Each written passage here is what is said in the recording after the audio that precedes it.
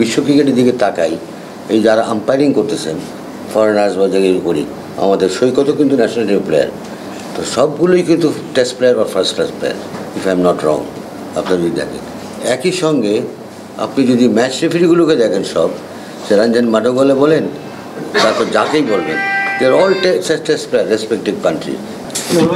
আপনার কাছে একটা প্রশ্ন, সেটা হচ্ছে এই ধরনের প্রোগ্রামগুলো একটা সময় ছিলই না, আমরা দেখতাম না, তো এখন হচ্ছে আমিনুল ভাইয়ের অধীনে কিংবা আমাদের মিঠু ভাইয়ের কথা বলতে পারি যে সফলভাবে এগুলো করছেন। আপনার চোখে এই ব্যাপারগুলো কতটা? না, ধন্যবাদ আপনাকে, বাট আপনার কথাটার সঙ্গে আমি একটু দ্বিমত পোষণ করতে চাই, যেটা ছিল না ঠিক না, এটা ছিল, গত বছরও হয়েছে, তার আগের বছরও হয়েছে। আম্পায়ারিং তো রেগুলার বেসিস হইতো, ম্যাচ রেফারি একটা দুটো হয়ে গেছে কোর্স আমাদের। বাট এইবার যেটা আমরা করলাম মিঠু এবং আমাদের প্রেসিডেন্ট মিলে, দ্যাট উই হ্যাভ পুট এটা যে ন্যাশনাল প্লেয়ার হইতেই হবে এবং ফার্স্ট ক্লাস ক্রিকেটার হইতে হবে। কারণ আপনারা এটা বুঝবেন যে একটা প্লেয়ার যখন খেলতে নামে, সে যখন দেখে যে তার আম্পায়ার ফর্মার টেস্ট প্লেয়ার বা ফর্মার ফার্স্ট ক্লাস ক্রিকেটার, তার আম্পায়ারের প্রতি তার রেসপেক্টটা বেড়ে যায় এবং ওই আম্পায়ারকে সে তখন সময় করবে বেশি। নিশ্চিন্তে খান স্বাস্থ্যকর অল টাইম পান, অল টাইম হেলদি লাইফ।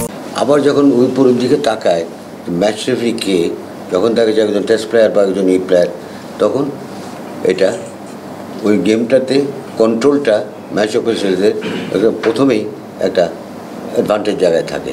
আপনি যদি এখন আমরা যদি বিশ্ব ক্রিকেটের দিকে তাকাই, এই যারা আম্পায়ারিং করতেছেন ফরেনার্স বা যেগুলো করি, আমাদের সৈকতও কিন্তু ন্যাশনাল টিম প্লেয়ার, তো সবগুলোই কিন্তু টেস্ট প্লেয়ার বা first class player, if I am not wrong.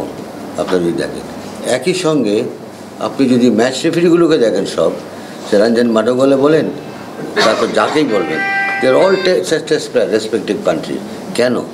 এই কেনর উত্তরটা হলো সোজা, যে যখন নাকি একটা আম্পায়ার একটা ম্যাচ রেফারি সেই দেশকে প্রতিনিধিত্ব করে এসছে, তখন ওই খেলোয়াড়রাও তাদের প্রতি একটা কনফিডেন্স পায় এবং একটা রেসপেক্ট থাকে। তো এই জন্যই আমরাও চাচ্ছি যে আস্তে আস্তে ওই জায়গায় নিয়ে আসতে। এখন কিন্তু আমরা ম্যাচ রেফারিংয়ে পিছিয়ে আছি, আম্পায়ারিংয়ে আমরা কিন্তু মোটামুটি আগায় গেছি, আরও হয়তো আগাবো। আমাদের 5টা সৈকত দরকার, একটা সৈকত কেন? আমাদের রাহুল 2 গ্র্যাজুয়েট করে, আরও কেউ আসবে এখান থেকে।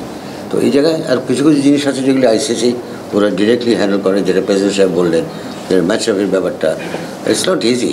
আমাদের এখানে যেরকম আমরা মনে করি অনেক কিছু, তারা অনেক কিছু সোশ্যালাইজিং স্কিল কেমন, অন্য অনেক কিছু আছে।